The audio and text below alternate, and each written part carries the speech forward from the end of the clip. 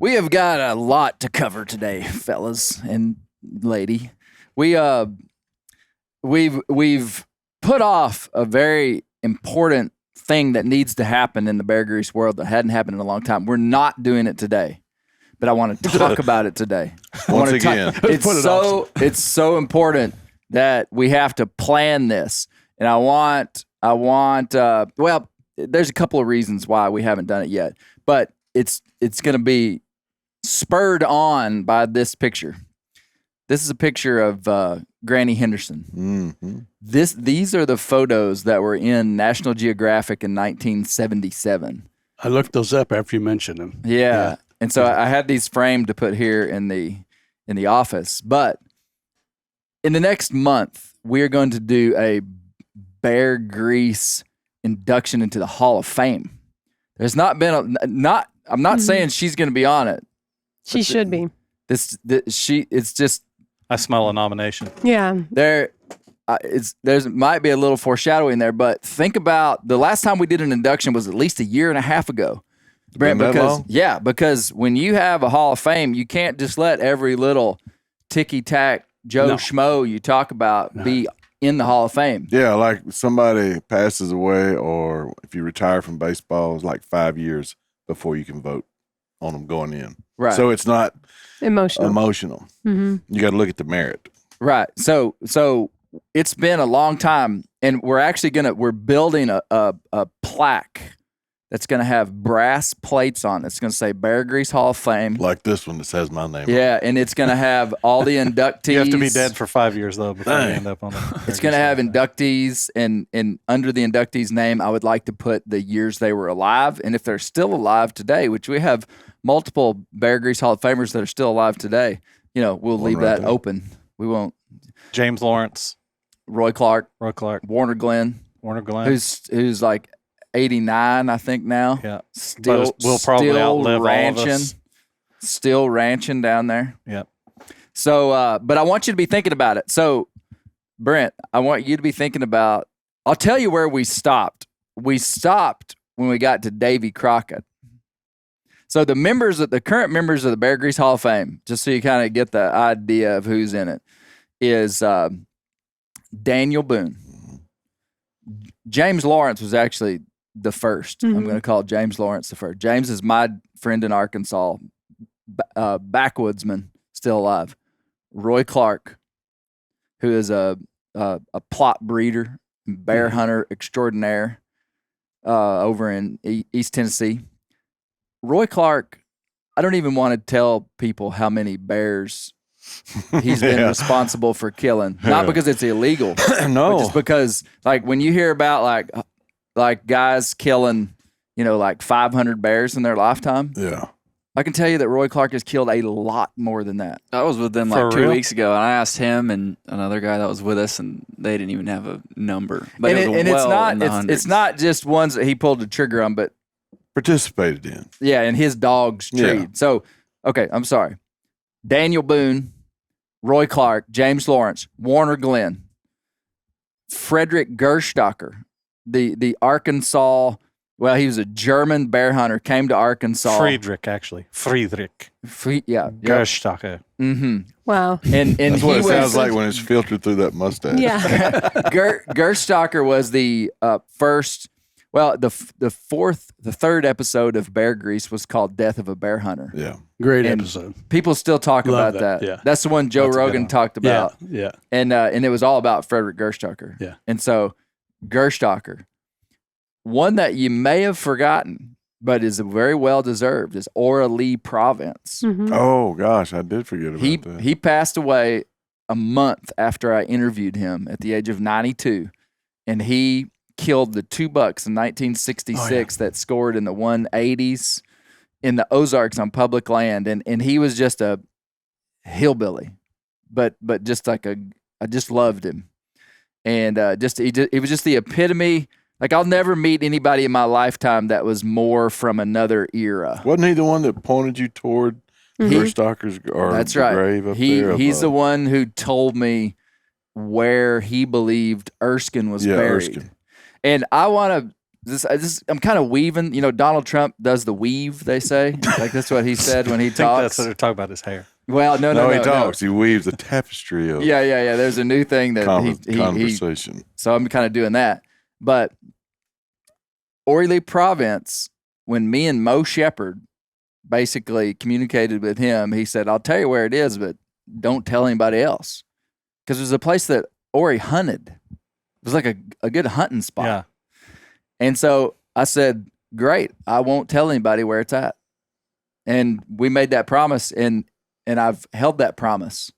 People ask me all the time where it's at. Really? Even to the point of someone writing a book wanted to include it as a destination in this like big American book of destinations, and was going to do this big write-up on it, and it was going to be like a big deal. And they came to me and were certain that I would tell them where it was based upon the project. How about no?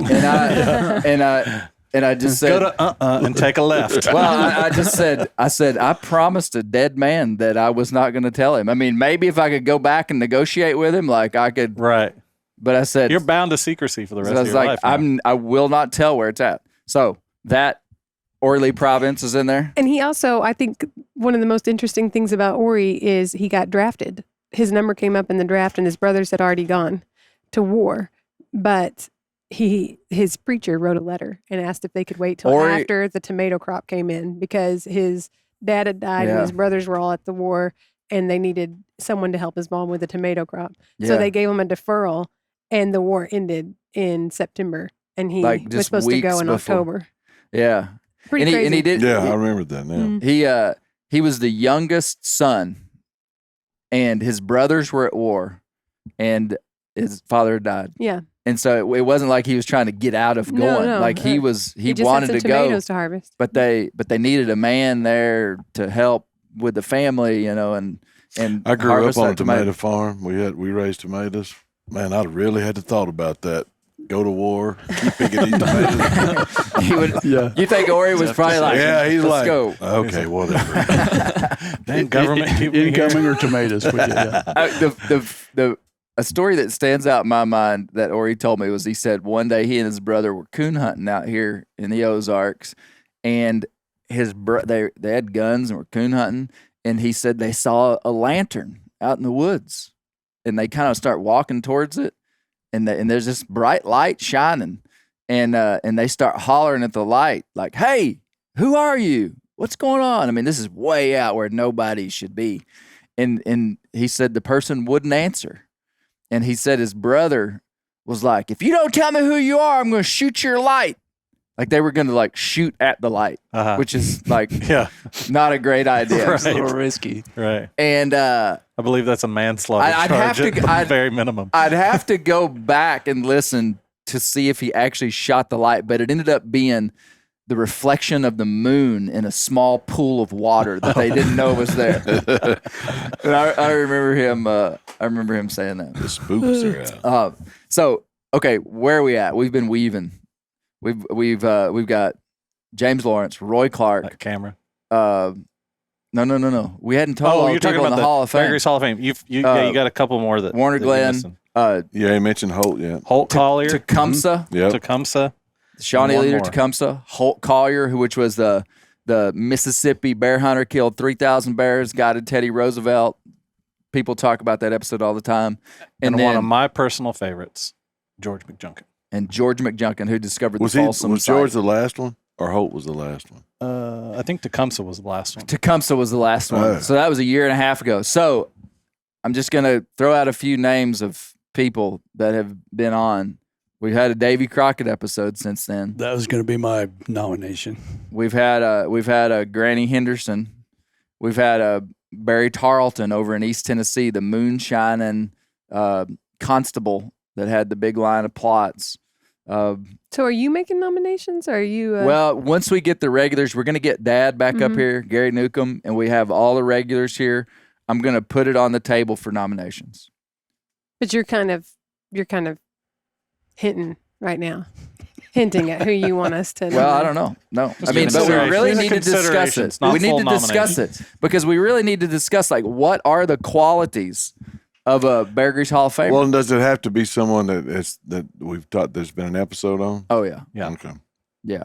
It's got. I mean, that is a qualification. You just Gotcha. have like a friend from high school that you'd like Yeah. to nominate. Yeah, I tell Joe Dalton, he was a good buddy of mine. Yeah. That guy can skin a squirrel.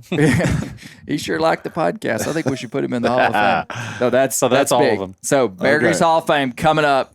This is serious. Okay. I was gonna tell everybody.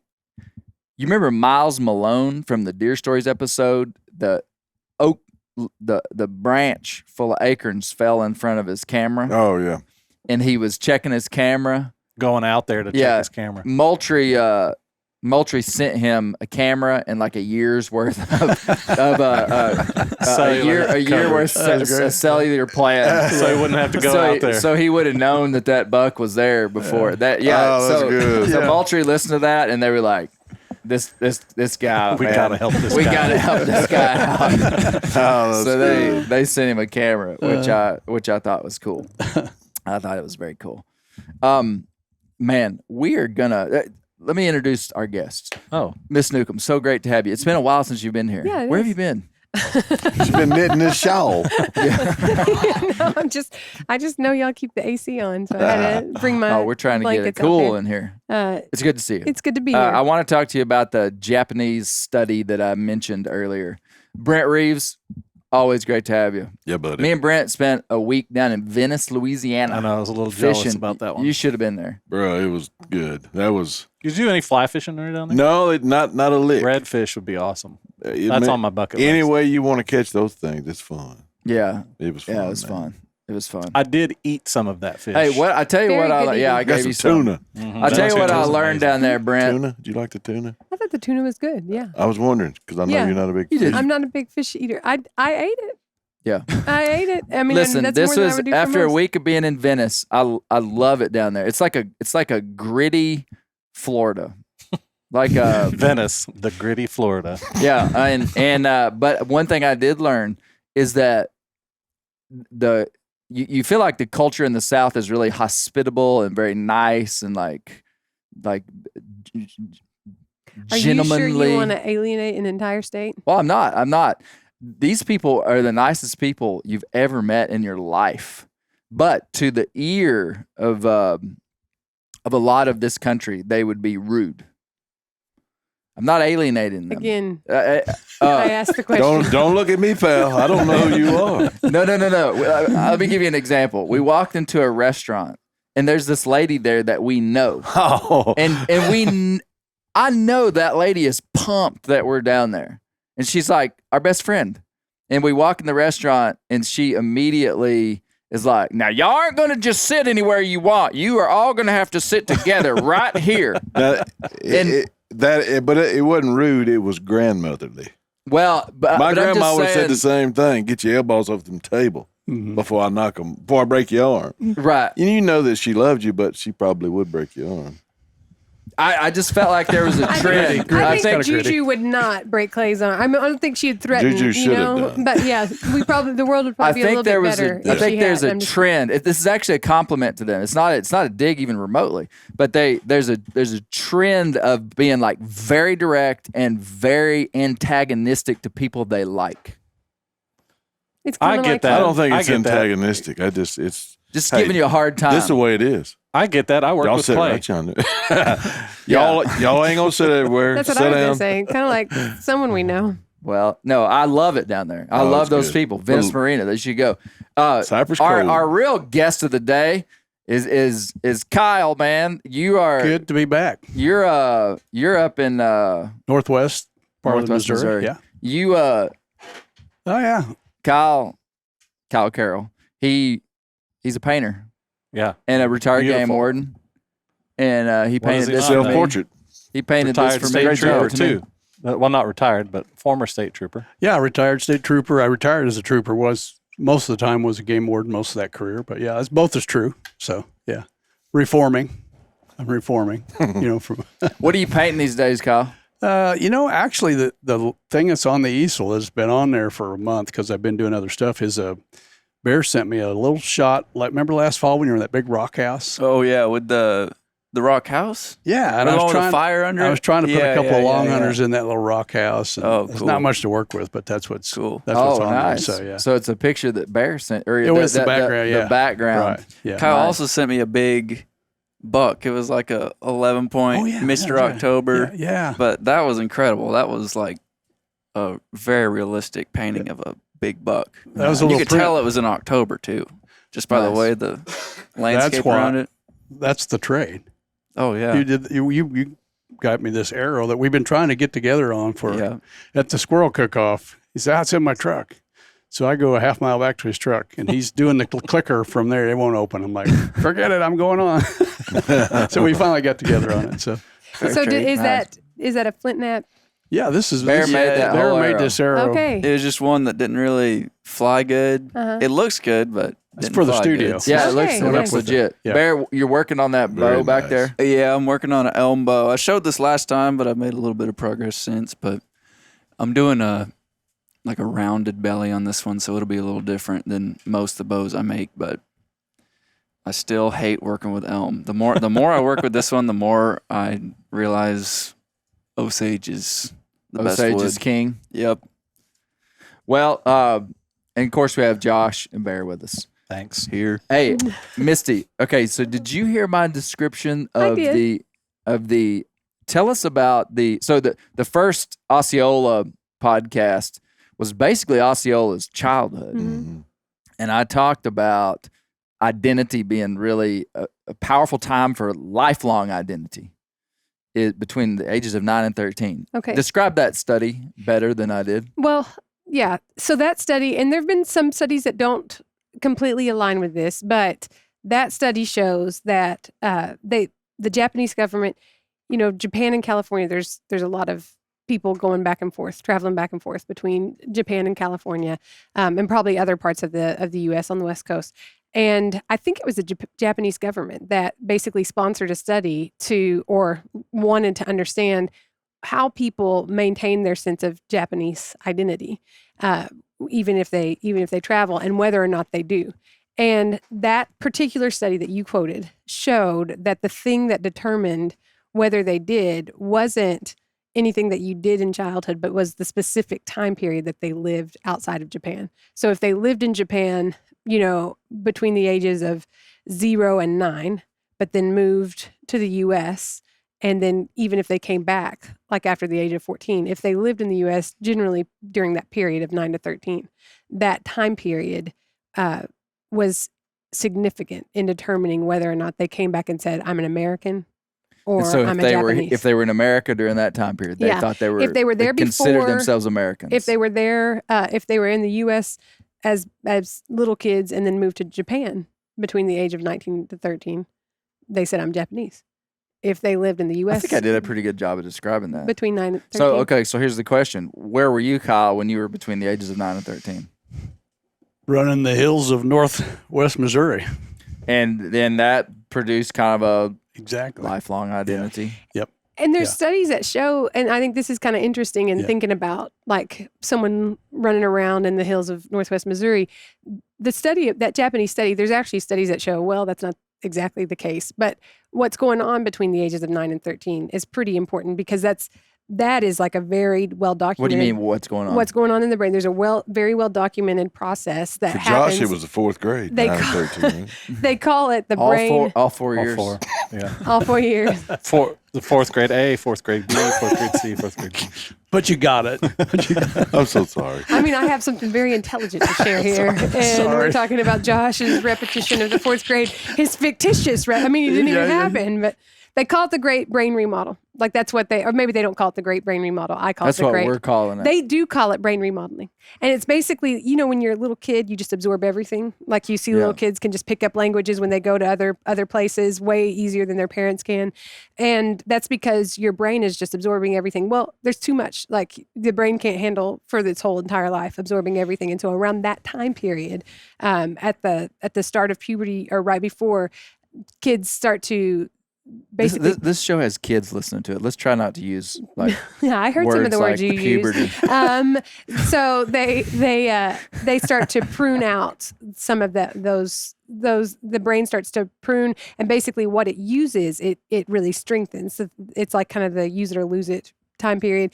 And of course, the brain can change. So all like if throughout kids life. are like using their hands or if they're on a computer screen well, or if it's why they're doing kids math. who know a language when they're 5, but then move away from a country. And when you're 23, you're like, you spoke that fluently when you were 5. Well, They're their like- brain was like, yeah, we didn't really use that from So the they age erased of it. 9 to 25. So, not important anymore. So it kind of prunes out what it doesn't use, but it really strengthens what it does use. So that's what is going on in middle school. For most Americans, they would be in middle school at that time, but that age range. And so it's not that you can't change after that, but it's just the brain is kind of cleaning itself out and really, really honing in on kind of what, imprint and what's going on in their life too, not just their Exactly. skills. Like when your guest talked about Bonnie and Clyde, Right. that outlaw part of it. I immediately, I'd already thought about Jesse James and his 9 to 13-year-old growing up, and his dad being hung in the barn, and the war and dying, and all the stuff on the border, and it's kind of a similar time period. Yeah. And what then they're capable of, but then we somehow revere their stand against, that all that's tied up in that. So Yeah. I thought of that too when the age thing. Brent, what were you doing mentioned between it. 9 and 13? Prison. Wearing a pair of overalls? I was 9 and 13. I was living life, not wearing shoes and running amok. I mean, I didn't. That was the most structured what thing that years? I did. Let's do a little Brent Reeves bio piece here. Okay. I was born in '66. Okay, so 9 would have been from 75 to 1979. Mm-hmm. I was born in 1979. I was hitting You home could have been runs, my buddy. father. Jury's still out. You were old enough to be You're his grounded. older brother. No, that's not true. You're But grounded. Oh man, I was hitting home runs at the Y Little League field. Did y'all know that Brent played like one season of college football? I did. I did not know that. I did Where? not. It was Or last. at least that's it what was his last year. undercover, his backstory. It was last year. It was Boise, Idaho. It's cold. Henderson State University. Really? Did you know that's where Gary Newcomb went to college? I did. I saw a plaque. There's a rocket chair there, just like this one got Gary Newcomb's name on it. So None of which is It's true. getting deep in here. Got a lot of lies being thrown around today. None of which the is college true. football is true though. That formative time, especially when she said that, and when you talked about that now, I think about, I didn't have I had a wonderful childhood, but like some children have issues. And I can remember during that time having issues growing up, behavioral issues where I wasn't mean, I was mischievous. And I'm still the same way. I wasn't trying to make anybody mad or hurt anybody, but I was playing, which, I'm 58 years old and I've interrupted you 3 times. It's true. Still it's true. mischievous. Being a kid. That's right, Bear. Still mischievous. Being a kid, so I see where that has a lot of correlation. There's got to be a lot of validity to that. I think about we talk about like recruiting kids into the outdoors and like when to start. And there's a lot of laws like in Arkansas, like a kid can hunt when they're 6 years old, actually hunt. But in a lot of other states, they can't even hunt until they're like 12. Yeah. Which is surprising to me. It was me too. But 6 in Missouri too. I think I would, 6. That was just changed a few years ago. There was no law on it, and I think like 2-year-olds started like checking in deer. Oh yeah, Shooting those. you'd see deer pictures of during youth weekend. This 3-year-old sitting up there, this big buck. Dad's like, 6-month-old can't hold its head upright, but somehow man. oh, nice buck. Yeah, and you really can't go interrogate a 3-year-old. Yeah. Like, nice deer, buddy. well, okay, so talking about hunting, and so I would have been 9 to 13 between like 1988 and 1992 or something, which was the beginning of the American whitetail industrial complex. Just let that sink in for a minute. You just make that up. Mm-hmm. I've heard my friend Steve Ranella say that phrase before, but I think he's the one that made it up. But basically, when whitetails became big business, that's when it's not the North American whitetail started in like the late 70s, but in the 90s is when it just like blew up. That's when with videos, VHS. That's when Will Primos, Nightingale, the Drurys, Dan Fitzgerald, all the people started coming on the scene. That's when hunting TV started like blowing up more. Yeah. And so in that period of time, like I just became super infatuated with like watching all the stuff and hunting, you know, and it almost feels like it could never leave, you know, but interesting. Yeah, it is kind of interesting. If you look at all the guys like Bill Gates, Steve Jobs, all the guys that got big in tech, they had access to computers when they were really young at their schools, and most schools didn't have them at that age, and they were the ones that went on to be early developers. So it's kind of like you guys with at that crucial period. But I think what's kind of cool about the human brain is that you actually can still learn stuff even if you didn't get exposed to it at that period.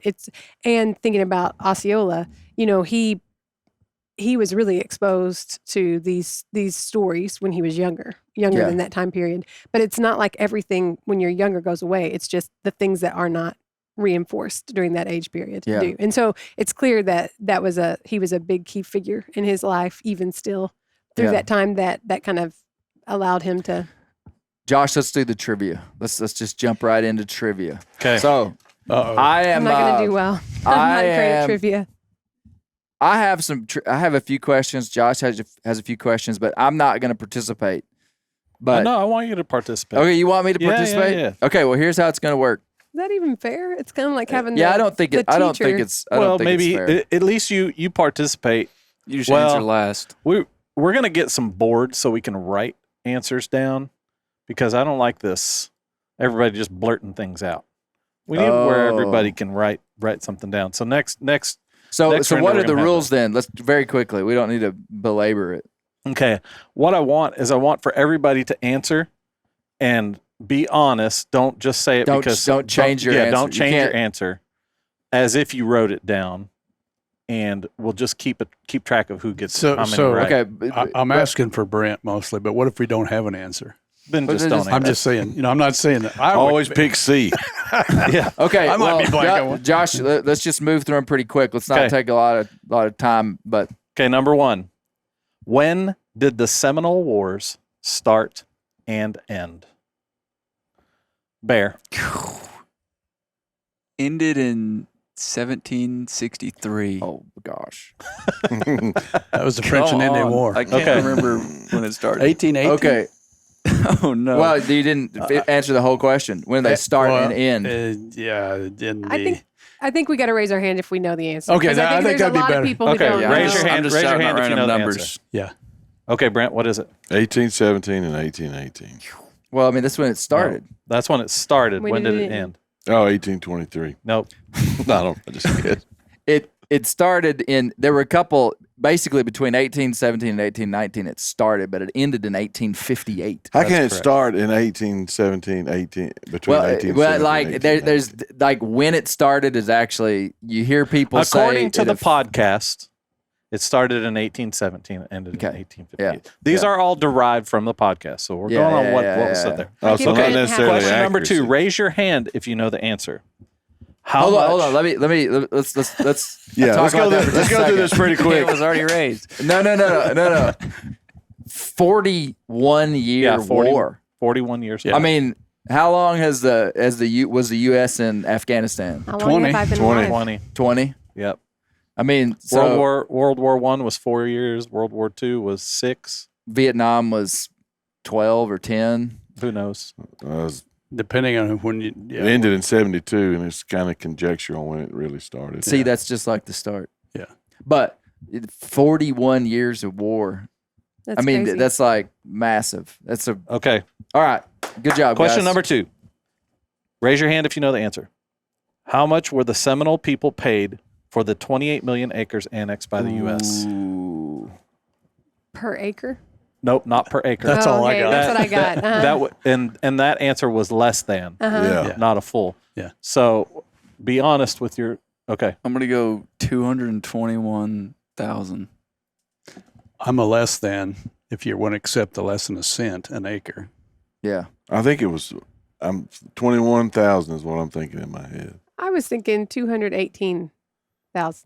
The answer is Bear Newcomb, 221,000. Good job. Good job. Bear. So what was astonishing about that, and it's hard to it's when you talk about money from that far back, it is hard. It's obviously it was going to be a lot less, Yeah. but they paid like a 63rd of a cent per acre, which back then was not a lot of money. Yeah. No. And- Here's a contrast. I got a podcast coming out Friday. I don't know when this one's coming out. But anyway, on the one that I'm talking about, there's a guy that tried to barter a section of land for 14 deer dogs. And you figured that out today, it was over $200,000 for 14 dogs. Oh, wow. And they gave those folks less than a cent Wow. for an acre. Yeah, and then they reneged on that trip. Yeah. Oh yeah. That was the astonishing part of that is that they made this treaty, which not all of the Muskogee Creeks, I mean, like they didn't agree to it. There were just some people there. They're like, here, this is what we're going to do. And there were, as I understand it, some Muskogee creeks that did sign it, but that doesn't mean that all of them did, and they didn't have a centralized government. So the Americans just were coming from this like European mentality of centralized government. There's presidents and leaders that speak for the people, but they did not. I mean, it's like their way of governing was just so different, Right. And then so they agreed to it, and But then it was revoked. yeah, and then like It's like, well, nah, we didn't. 6 years later, they're like, tell you what, Never mind. forget that 4 million acres, which was peanuts even then. But a 4 million acre reservation that the Seminoles were supposed to stay on, they were like, hey, we're going to take that too. Yeah. Y'all go on to Oklahoma. Crazy. Okay, question number 3. According to Dr. Wickman, approximately how many Seminoles were believed to be in Florida at the highest point in the early part of the wars? Raise your hand if you know the answer. Look at old Bear Newcomb Bear over there. Newcomb, what is it? I'm gonna say 5,000. 5,000. Yeah. And the answer is 5,000. Good job. Man, I Bear, what taught were you Bear, doing between and, the ages of 9 and 13? I was moseying around. Moses. He was moseying.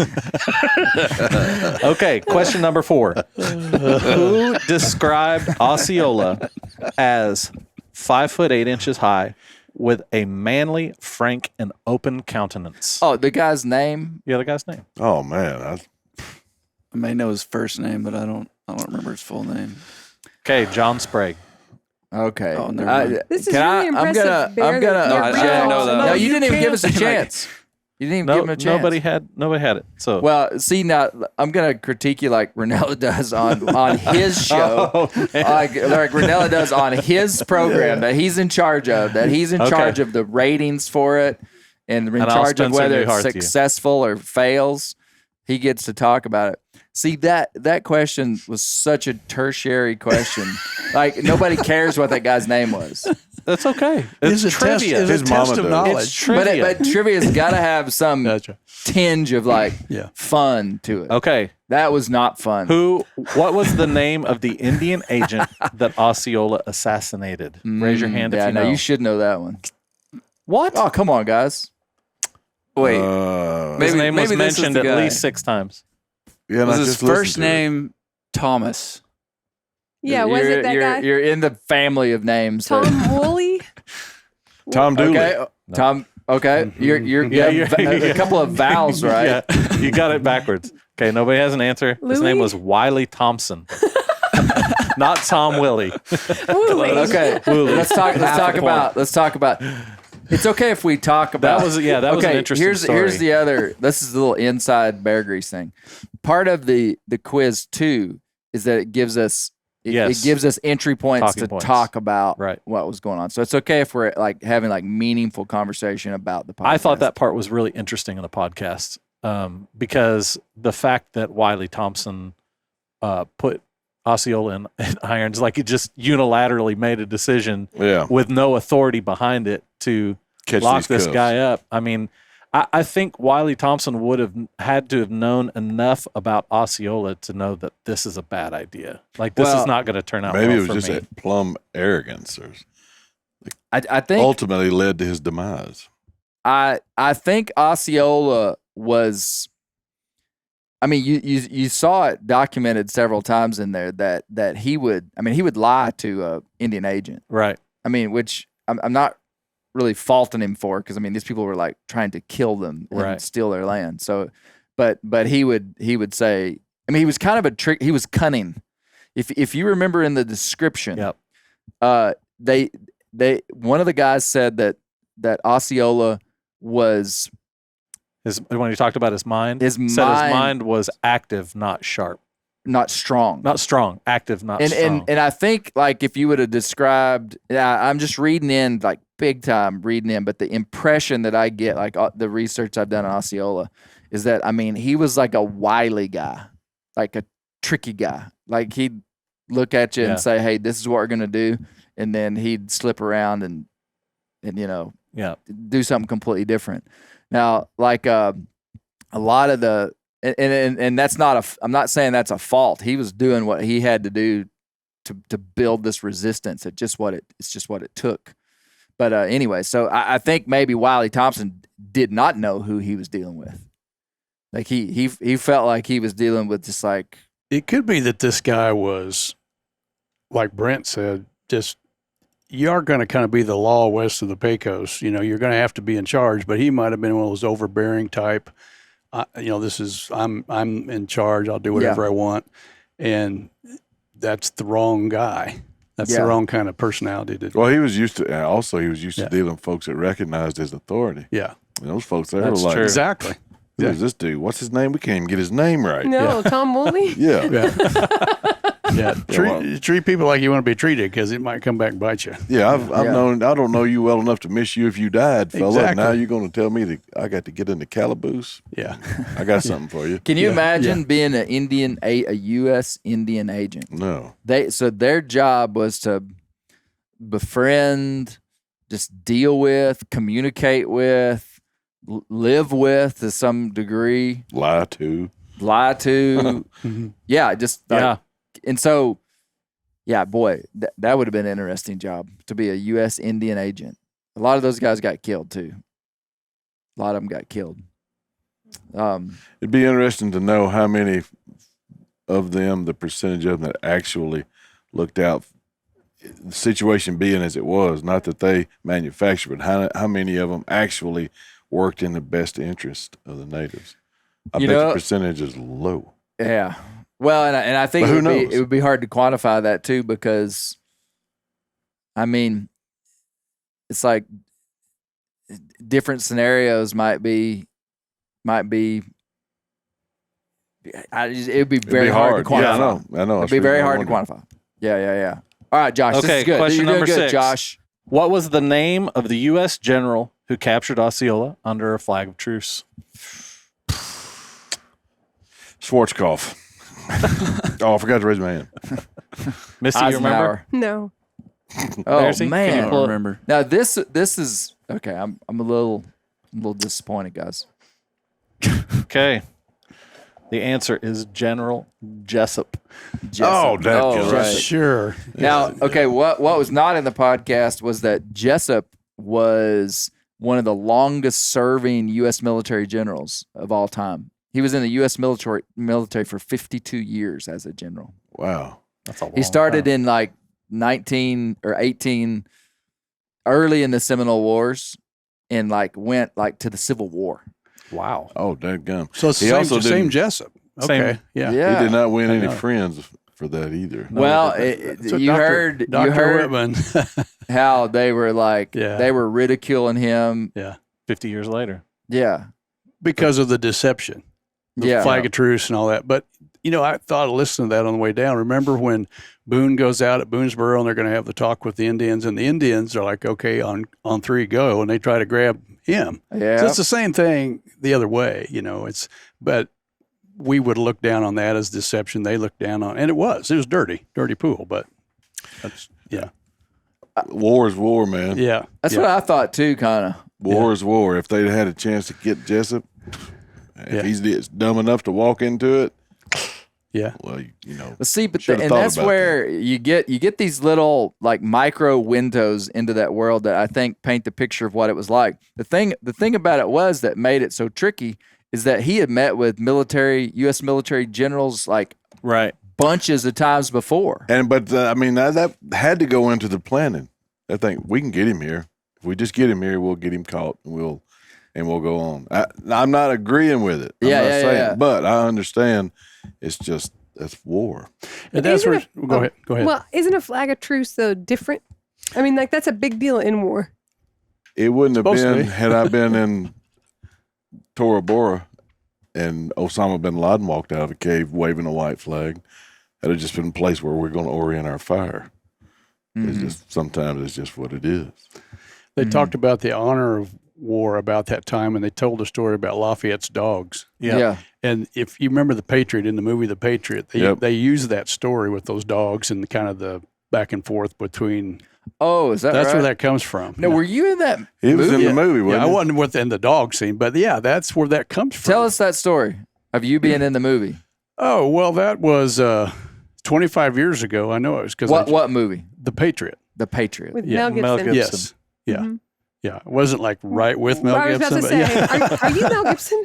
Yeah. No, he went riding by several times. But no, it was the way that happened was they were shooting this in the Carolinas because it was based on Francis Marion. And I mean, there's a lot of connections. That's another thing about this podcast, that it's so many connections to other parts of history. That was cool. But yeah, that was they needed reenactors. They could get extras to fill background, for stuff, but they needed reenactors when they started shooting the big battle scenes and stuff. That somebody that had already had clothes, the costume. The gear. So you had some of that. You were a reenactor. Yeah. So a buddy of mine was there, and he said contact some. I don't remember now. It was pre cell phone, pre computer, no digital stuff.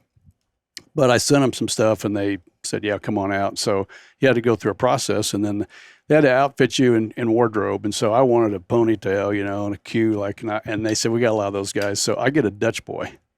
So I don't know what that means. Well, it's just a Dutch boy wig that came. It's like kind of a goofy looking, blue in my eyes every day, all day. It was terrible. But so you were an extra in the war scenes. Yeah. So you were like shooting a musket. Yeah, running around. I was supposed to be a guy stepping out front, and they were going to zero in on us and actually shoot because I knew the armorer on the set. And every time we started to do that, it rained, and that never happened. But the stuff that I worked on, you're like furniture kind of, your background, but the scene where he comes back with the flag. Can you see yourself in the movie? I'm like those little guys in, what's the movie where they say, you can see my hand if you look. Yeah, No, if you freeze frame it, you can, but you're not going to. Yeah.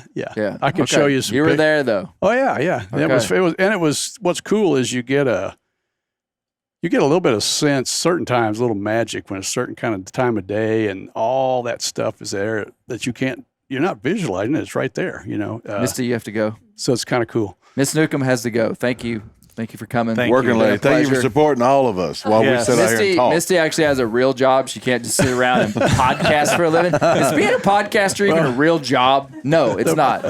But Misty has a real job, so. Thanks, Misty. Good to see you, Misty. Bye. Okay.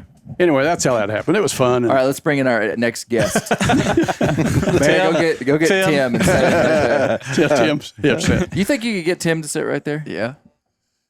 I mean, not for very long, but a couple seconds. Yeah. Okay. Yeah. Okay. Go ahead. I'm sorry. Kyle. No, that's fine. That's what it was, and it was a good time. I had several buddies that did the same thing, and so there was a core group that was with the film all the time because they know they're going to be in this stuff, and they can't have a shot that you got to go reshoot and have with different people. So Yeah. what they did with us was they would, once they had you photographed and all your stuff, I had a Reservoir coat that came out of wardrobe. Everything else was mine. And then the wig, and I had a wound. I had a hand wound. So the day we're shooting the scene where he comes back to the army and cheering and everything, They shoot it a few times. First time we just, we're whooping and huzzah, and the horses flare off. So every time after that, what you see in the movie, it's all pantomime, you know? Nobody making any noise. Yeah. Oh, But- y'all really? No, we're not saying anything because Oh, the the horse horse is won't get close spooked. enough to the column. Really? Yeah. So then they finally get Gibson there. So My afterwards- mules would have been fine. They should have had you do it. That'd Yeah. been, had you come back to the Army with the mule. And that would Mel Gibson riding a mule. Absolutely. Yeah. But they stopped and they picked a section of us that was going to be right in the back of that, and they dusted us up and they fixed us all up, and they came and they were going to put a head wound on. They were going to take my hat, put this head wound on. They had this fake blood, and I thought, I don't want to lose my hat. It's my hat, you know. So I said, how about a hand wound? So they fixed my hand up. The guy next to me, they do a head wound, bloody him all up. He's in every shot. Always take the head wound. Head wound is so much more flashy, man. It's like the guy at the fife and the guy with the head got the head, you know. So you were standing by the guy with the head. you see him, I'm right there somewhere.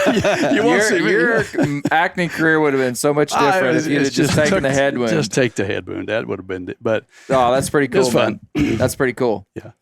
Yeah. Okay. All right. This is good, Josh. This is Okay, good. last real question is a date question. What year did Osceola and his family move to Florida? That was mentioned in there. This is easy, I will give you a guys. hint. This is easy. It is very close to the start that's what I was going to of say. the Seminole Wars. I have an answer. I'm going to wait and see what Brent says. Okay, and then Brent, I'm gonna what do you say? I'm gonna say 1815. 16. Close. 14. 1814 is correct. 1814. Took a little trip. Yeah, that should have been able to remember don't that. rhyme Yeah, with my guess Mississippi. anyway. Okay, I have a couple of questions. Okay. Man, my questions are a little kind of heavy hitting here. But can you tell that? short Can you tell so answer? far that we Short actually answer. listened to it? Yeah, Okay, yeah. good. Thank you. That's the main Thanks for thing. listening, Brent. You're welcome. Oh, there was a I don't even know how to pronounce it. We're gonna skip that one. What is one of the names of what the Seminoles called Florida? Not the actual Indian name, but what it meant. There were two names. I can get close, I think. Yeah. Josh, what did they call Florida? Nose of the deer. Nose of the deer. I didn't remember that. They called it like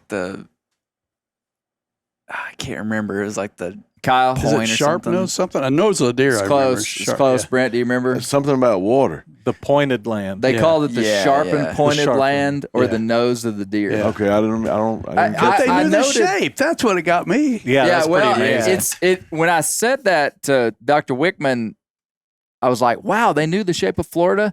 And I realized kind of how dumb that is to think that they wouldn't have. Well, But you wouldn't have thought that they would have had a sense of that big of geography. Right. But yeah, I mean, even on foot, like these people didn't have horses. yeah. They were on foot and in canoes. That much land. Yeah. They were But they all never over made it. that rounded point. But yeah, I mean, they didn't see an aerial photo. They couldn't have ever. It had to be either from other people talking to them, right. Yeah, something. You know, so The Describe nose of it. the Yeah. deer. I thought that was pretty it cool. was cool. Yeah, I also thought it was interesting in the history of Florida section at the very beginning that Dr. Wickman gave. She said that Florida was so critical to America. I wouldn't have thought about why it would have been critical. I just thought, well, it's just attached, so we need it. But it had so much exposure. So much And coastline. when you think about in history, where did people from Europe usually end up landing? on the Yeah. East Coast. Florida. Yeah. Yep, I mean, Florida. like that's where a lot of people came in. That's where Casa de Vaca, one of the first your guys mouth. that came inland in the southeastern United States, they landed in Florida. where, You know, it's where just- did Ponce de Leon land? Yep. That was Florida, right? Mhm. yeah. somewhere. And didn't Hernando de Soto and them start in Florida? Yeah. I They wound up in Arkansas. that, yeah, I think of him more in the middle part of the country, but I don't know. You're That right. whole- He may yeah. have come up with Mississippi. Yeah. But point being, it's a critical geographic point for the protection of America. And that's where we now have all these military bases and all this different stuff. But so that's pretty interesting. I was going to ask you guys the type of polygamy when you marry two sisters. Here we go. She said the word, but I didn't look It was it up. hard to. Yeah, it was That's hard why to the pick up question on. has been. I've decided. What not, was it? Starts Well, with an it's S, called doesn't it? it's called SORORAL polygamy. Sorial. Sorrel. It was hard. She pronounced Yeah, it, and I couldn't quite. Sorrel. I thought she was saying serial polygamy. I'm like, how do you do that? Yeah, That's when you keep Yeah. having polygamy. Yeah. With a bunch of sisters. Yeah. yeah, that was It interesting. worked for Kellogg. Okay, now here's one. What was the name of the first Indian graduate of West Point? He was a Muskogee Oh Creek. shoot! Uh, That I was gonna put that in there. His name was. Anybody know? David Moniak. Oh, I David wouldn't have got Moniak. that. Yep. I wouldn't Which- have That got didn't come to me. I actually I looked him up. felt like that It was cool. story set for me the time, and I mentioned it on the podcast, but you kind of get this feeling that like these people had never seen white people it. before. Oh, yeah. Your You know- impression, yeah. You just think like, but then here this guy is a graduate from West Point. Can Yeah. you imagine what it'd have been for a Native American to go through West Point at that time? Well, it says volumes about that person that did Yeah, it. no Absolutely. kidding. I mean, the internal fortitude that guy must have had was off the charts. I mean, the average Joe that goes through West Point goes through hellacious hazing and all that kind of stuff. Yeah. Let alone at that time in history for a native to go through there. would No have been- HR available to Yeah, go no, report right. anything. And then he's the first guy killed in the battle that he's Yeah. in. It was it was interesting. good that you reminded the listener, including myself, that hey, these folks been interacting for 300 years Yeah. before that. Yeah. Because you did get the impression it was like, what is that? Yeah. Oh, it's a white guy. Yeah. But They've that was been not there. the case. They've been there for a long Okay, time. one more Generational. bonus question. Oh, you got a bonus question. I got a bonus question. The winner takes all. What is the Okay. name 27. of Clay's aunt and uncle that live in sophisticated Pennsylvania? Tom and Kate. Stop it. Nope. Kate. You know, Bear? You should know this Bear! one. Aunt Karen, Yeah. And Uncle Ben. Uncle Tony Tony. in sophisticated, cultured Pennsylvania. Hey, I love Pennsylvania. That's a cool place. you don't get me in that dispute there because I love the folks in Pennsylvania, especially Bradford, Pennsylvania. Oh, case knives. What a coincidence! Yeah, they are made there. Yeah, man. Yeah, I got a quick story about them. After you made that podcast about going there, I had this old pocket knife from my granddad's case knife, and you mentioned the number series on it. I think Yeah. I sent you a note on that. On And the tang I stamp. cannot find. I look at and I can't find the number to correspond with their chart. So I sent them an email. Somebody called me. Anyway, long story short, they said if it looks like yours looks, it's pre-1940. Yeah. So I know his knife was pre-1940. Mm. Was this your grandfather's? Yeah, Oh, and this thing is that's warm. It awesome. is just, and he didn't. That's he cool. Didn't do it on a grinder. He just sharpened it. He whittled all the Right. time. They'd go up to the hardware store and loaf. They called it loaf. They'd visit the old guys, whittle. So he'd have to sharpen it every day. Oh, nice. But I skinned a coon with it last year, as sharp as could be. Oh, So, that's yeah. perfect. Nice. That's awesome. So anyway, they're good folks. I Oh, can they're vouch for wonderful, them. So wonderful. yeah. Pennsylvania. Yeah. No, it was just a cheap shot. That I would have taken with anybody. I would have taken it with anybody. Okay. What stood out, Brent? Like what stood out to you? What did you learn on this podcast? I learned that much like Daniel Boone, Osceola had two wives. Oh, Oh no! You thought I was going to forget that, didn't you? maybe. Hey, you know what I had forgotten too What's that? is that I was like Boone wouldn't have cheated on Rebecca. Mm-hmm. Well, there's lore also that Robert Morgan does not buy that Rebecca Boone had a child with Boone's younger brother, Squire. I believe it was Squire or Nathan. I can't remember. Not Nathan. No, not Nathan. Nathan was his son. Nathan That's was right. the That's son. right. I believe it was Squire. And so, there was a story of Boone coming back from a 2-year hunting trip, and his wife is cradling a newborn son. That's lore, but Boone, Robert Morgan, the one who wrote the That's interesting. seminal book Yes. on Boone, said that everybody had that. That was like a common fable during that time. Yeah. Because there was no communication and men were going on these long trips, and it was just a very common fable that when you come home, your wife has a new child. Oh. And so he doesn't think it happened. Interesting. But anyway, carry on. What stood out to me was when you hear the tale of settlers and Native Americans, you immediately think of Wyoming and Arizona, New Mexico, and Idaho. Right. You never, me personally, never think about Florida, Georgia, the Carolinas, everything where it initially started. Yeah. You always think about out west, but it was going on for a long time before it ever crossed the Mississippi River. So that stood out to me, and I'm going to kind of inspired me to do a little research of my own, because it's tragic, beyond tragic, but very interesting in the history of our nation. It's a good point. And you know why I think that is, you know, I almost put this in the podcast because I talked about how having war on your own land is different than having war somewhere else. Right. So America's had a lot of wars in other places in the last 100 years, but not here. Right. Do you know when the last battle was fought on American soil, like from like an actual military engagement battle? I think I do. What would it be? Was it a state then in Alaska? Nope.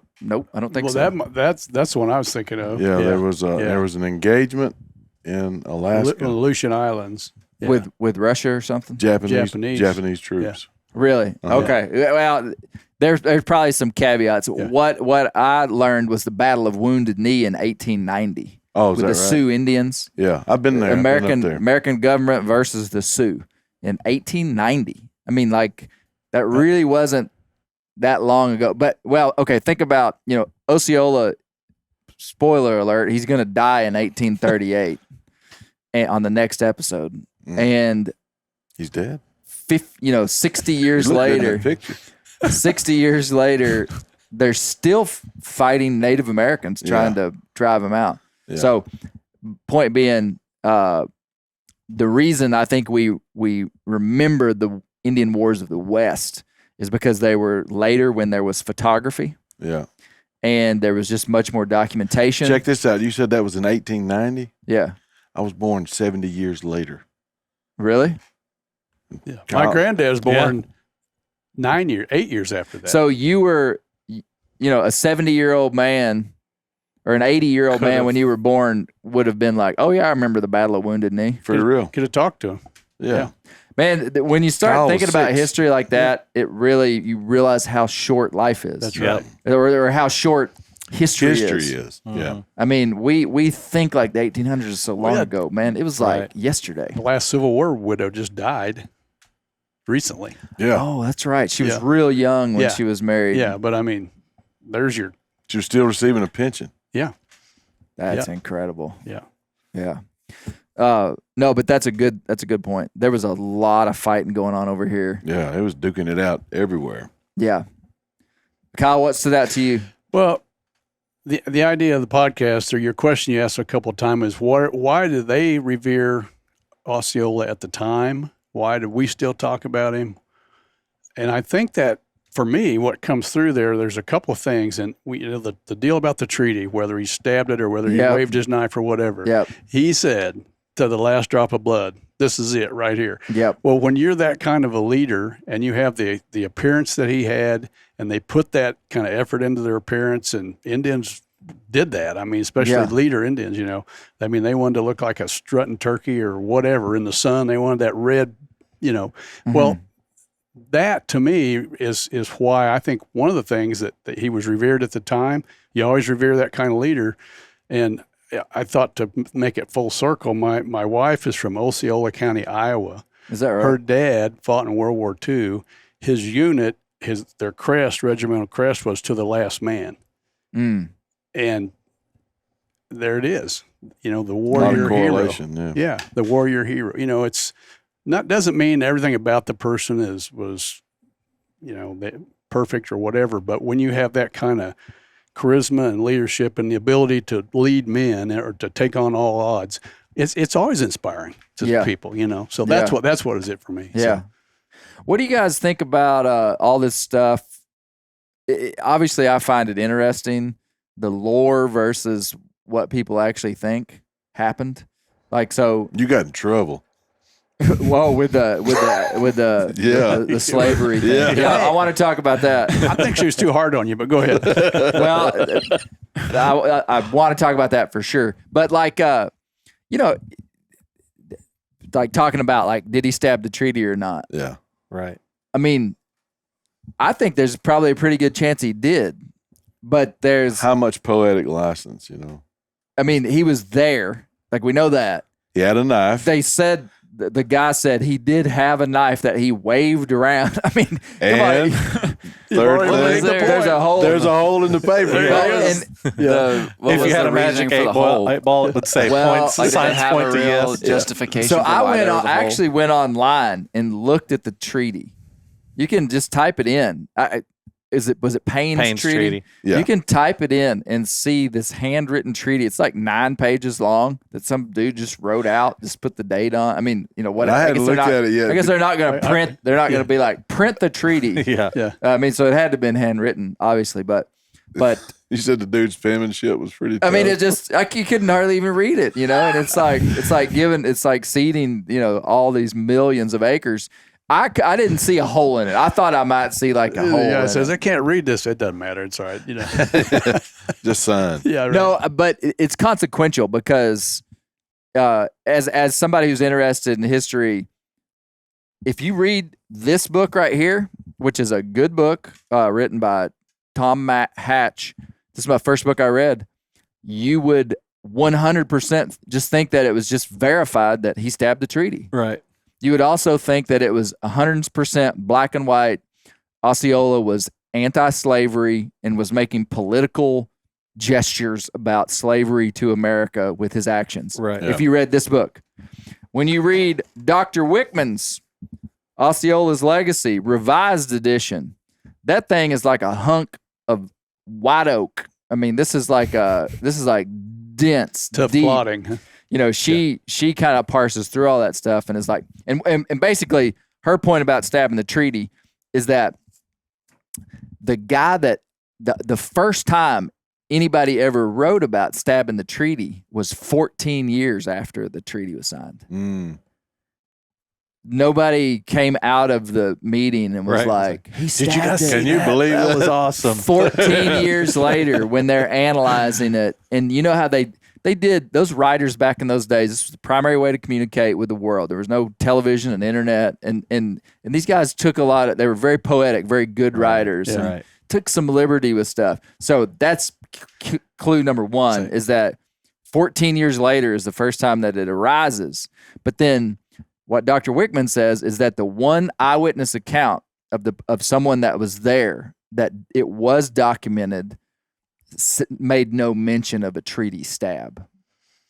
So you see what I'm saying? Yeah. It's hard to know. Yeah, I But think you when would've you talk mentioned to Jake Tiger and Sterling, it's pretty bold for me to say, like, I don't know if that happened. Well, the witness, you know, he could have had a biased opinion about it. Like, I ain't going to make this guy look out.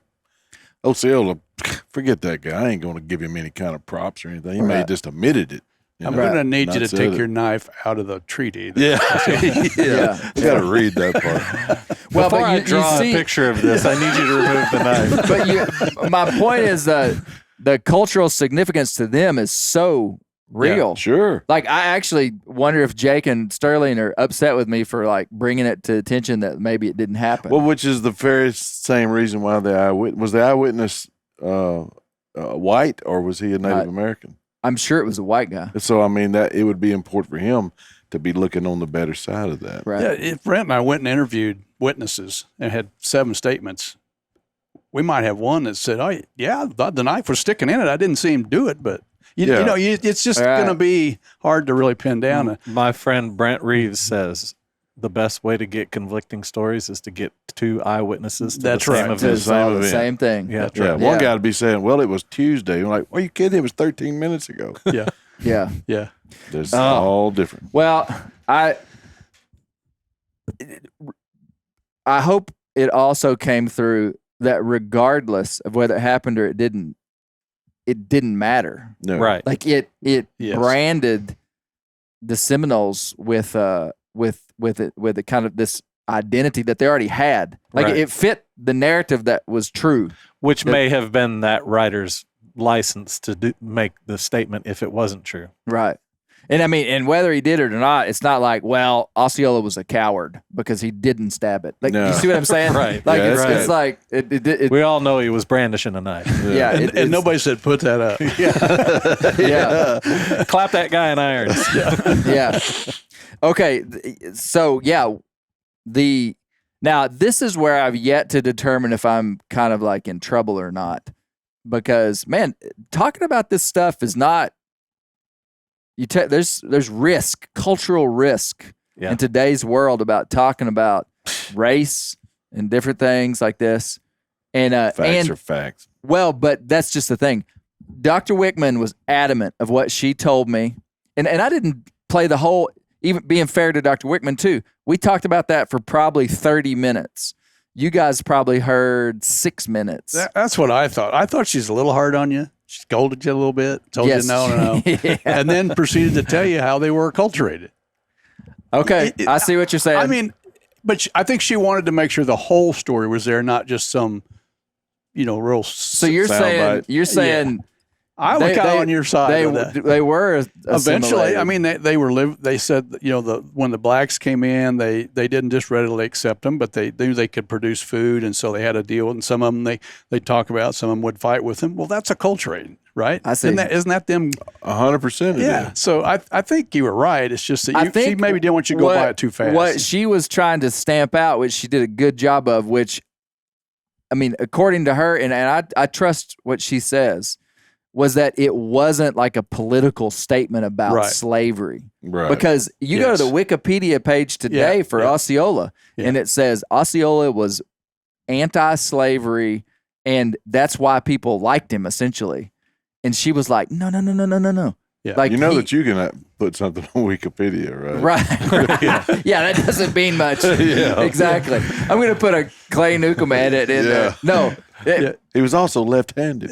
Yeah. and twirled the knife twice. Yeah. Well, so yeah, it kind of got to the same place. Yes. Mhm. And I liked her. I don't mean, I'm not saying anything against her. I just thought, wait a minute. I think It's kind of semantical, really. Yeah. But again, to her credit, I think it's easy to take a narrative and me go, Osceola was anti-slavery. They assimilated, Mhm. these enslaved formerly enslaved people into their tribes and just made them like Seminoles. And she's like, well, It it's wasn't not like really quite like that, Yeah. even though that's kind of where it got to. it wasn't like they was like, oh, y'all come on down. Yeah, We got yeah. you. Yeah. It didn't happen like that. Like you and you think about disenfranchised people of that time. These two groups of people Oh, were yeah. at the bottom of the tiered Right. system Yep. in America. I mean, I don't think the Seminoles were like, they weren't viewing enslaved people as like a group of people that needed to be protected. Right. Do you see what I'm saying? Yep. I mean, They had like they were fighting for their lives. They had Like, enough stuff to worry about. yeah, so it's not like they were like, you know what, we're going to be charitable. Well, And- again, we're looking at these things through our own cultural interpretation. We've talked plenty about how we see things. You just mentioned about centralized government, and the Indians didn't even have a concept of that. I mean, we don't know how they viewed Right. slavery. We Right. don't know how they would have viewed these people coming in. And in their mind, they might have just been friend or foe. You know what I mean? It's not about whether we should assimilate, or stand up for your rights as a human. I don't know that was a perspective of the natives of the Seminoles at that time. Yeah. Well, what also wasn't disputed was that they owned slaves. They owned African slaves. So Because the Seminole, it's documented that the Oh, Seminoles yeah. owned African slaves. They- Well, I think that's pretty good. Well, they purchased reason them, for didn't to- she say? They purchased, Yeah. yeah. I think. I mean, because when they were trying to move the tribe, and this is where I believe that Dr. Wickman and all these other guys say it too, but was when they were trying to move them to Oklahoma, the United States government was buying their livestock, buying different stuff from them to try to compensate them because they were going to have to leave all that stuff there and leave, Right. which is just a wild thought. But there was controversy over what to do with their slaves, because they were like, well, we're not going to pay you for a slave that escaped from this guy up in Georgia. That enslaved person is going back to that guy. We're not paying you for something that basically Right. was stolen, but they paid for him from somebody. I don't know. So it's That's wild. So wild. It's never just black and white, cut and dried. It's always a Venn diagram of some kind. There's stuff in here and stuff over here and stuff. Oh. So, which is kind of cool, which is why I appreciate you wading in there with these kind of stories, because it's the Seminoles history, it's our history, and it's all American history. We're Yeah. all Americans. And the more we know how this all went, the better off we are, I think. I mean, Yeah. I don't think it's bad at all. I mean, Yeah. you take the arrows, but Well, and the reason I said I don't know that I'm not in trouble yet is and I'm kind of I don't really mean that, but there are, and this is what I just don't understand. Like, we didn't cover the whole topic. I mean, we talked about it for like 8 minutes. Right. Like, so that is not the final definitive story on African slaves and the Seminoles. But there are people that they called the Black Seminoles in Florida that I don't know the complexity of the whole story, but it's very interesting. What stood out to you? I told you I was gonna. I think the biggest thing that I thought was interesting was whenever you were talking about, and Dr. Wickman was talking about the way that they viewed the land. Yeah, like the part Oh, about yeah. the nose of the deer, that was cool. Just because that's just not a way that I could ever, like, I can't really imagine being able to think that way, to not have a perfect idea in your mind of right where you're at on a map, but just to kind of have like a general understanding of it. But then also the way that they kind of viewed like land ownership, like, they kind of viewed the land as like something they occupy and more of like a privilege, something to take care of. Yeah. Which is just like so far outside of my realm of thought. Just, like when I think of land, I think who owns it, like it's not exactly. it's not there's no question of, it's like every piece of land right now that I could go to, someone owns. Yeah. So that was just kind of like whenever I tried to think about that and actually think about the way that they would have thought about land, it was actually like it was difficult to actually wrap my mind around. It was just, like, the way. living in it. It was the way. I grew up in Southeast Arkansas. It was a big timber company, owns acres and acres and acres. That's now leased and sectioned off. When I was a kid, when I was your age, there was no leasing. You just went hunting wherever you wanted to, and I get a glimpse of how they were looking Because at the people world. had kind of territories. Yeah, but you didn't. But everything was. You couldn't get any. There was no recourse. There was no backlash if you went somewhere because it was open to everybody. Yeah. But it was private land, privately owned by the timber company. It's much like going into a WMA right now. If some guy climbs a tree right beside you, you can't say nothing about it. Yeah. But it was, along what you're talking about there and talking about the cypress trees being the first thing they described. You remember that part? Yeah. When she was taking those pictures down there? Yeah. And they immediately recognized that cypress tree. I thought that's where you was going with that. That is so, Yeah, it was yeah. really cool. Well, the picture I got in my head when you're talking about them figuring that out is a couple of Indians on the ground drawing it out like this. They're the shape of Florida. That's how I figure they maybe got it in their heads, or then somebody said the nose of the deer. Yeah, it was like a deer. Yeah, or whatever. Yeah, but it also made sense, like how, like whenever the Europeans came over, they kind of had this mindset of the land just as some sort of, they kind of had like a utilitarian mindset on just like, because it wasn't a place that they would have lived and grown up in. Like, whereas the Seminoles, they would have lived, grown up there for generation after generation after generation. So it would have kind of been like this land that it wasn't theirs, but it was like, it was just like their home. Whereas like the Europeans come in and it's land they've never seen before. And so immediately it's just kind of like the utilitarian Commodity. Yeah, the mindset of like, dividing it up, who owns it. And it was just a different way to think about it. And really, it makes a lot of sense. I mean, like if you think about it, we're just, what gives us the right to just like claim a piece of land? What's Doug Deering say? It's just ours right now. Yeah, he has a cute little phrase about it's just our turn or something. Our turn. Yeah, and Leopold said something like that too, about stewardship of it for now or something, but it's kind of, we looked at it as unoccupied. That's the problem. It's like, that's wild open country. You know, so. Yeah. Wow. Yeah. When you think about, I've said this before, I said it back in the Boone series, but it's pretty agreed upon that human civilization started somewhere in the Middle Eastern area. I mean, anthropologists agree with that. The Bible agrees with that. Like human civilization kind of started like in that part of the world. The peopling of America, the best understanding that we have today is that humans came into North America from the West, from the Bering Land Bridge and the Kelp Highway. Now they're quite certain that it wasn't actually across the Bering Land Bridge, but came down the Kelp Highway via water down the western coast and came into Washington and the Alaskan Aleutian Islands and or the Alexander Archipelago Islands. Point being, Native Americans came from, if humans kind of like started in the Middle East, some people went into Asia, some people went into Europe, and thousands and thousands and thousands of years later, they went opposite ways on the globe, and then they met again for the first time in Florida. I mean, it's Tallahassee. I mean, so these humans that were the same species that had been separated for time that we can't really understand, right?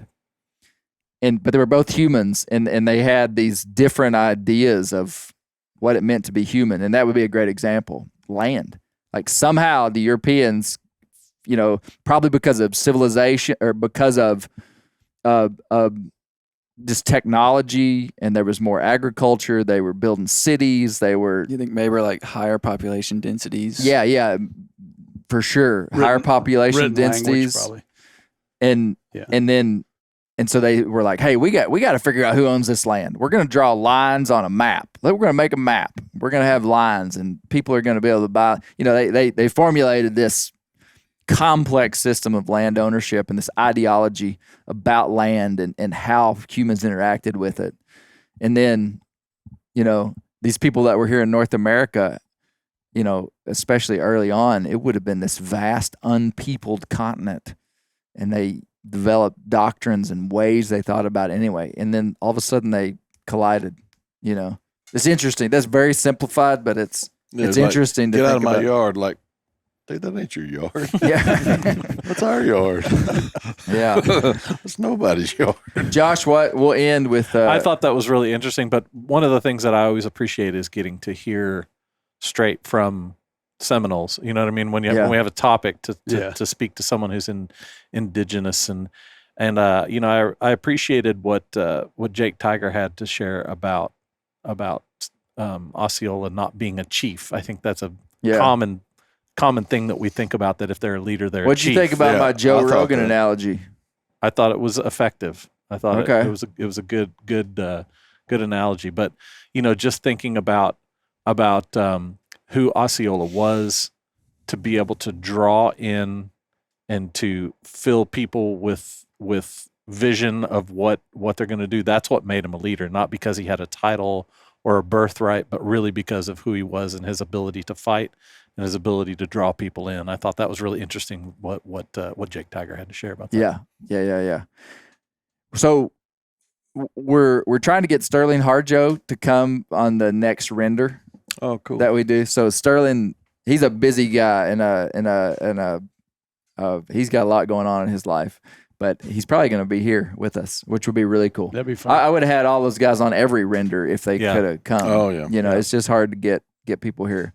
But the next episode, I'm really excited about it because it's just, if you think this is interesting, I think this next one is even going to be more interesting in a way. Mm-hmm.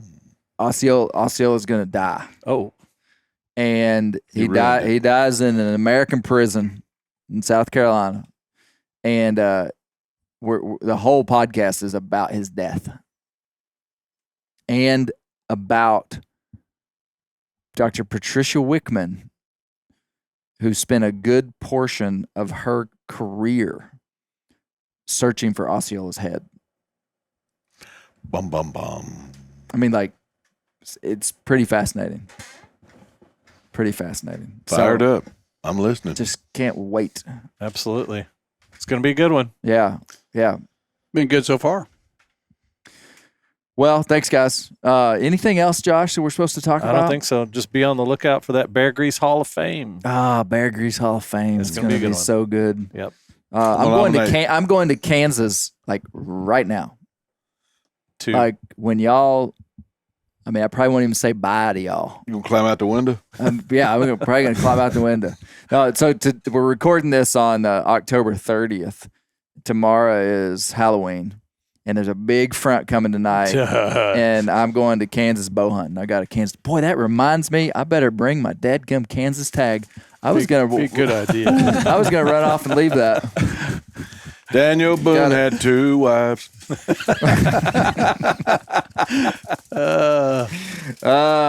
Keep the wild places wild because that's where the bears live. And Boone only had one wife. Doubtful. He courted her at the cherry tree when they were 14. Man, come on. Oh, yeah. He would have never cheated on her. Whatever. Cut that off.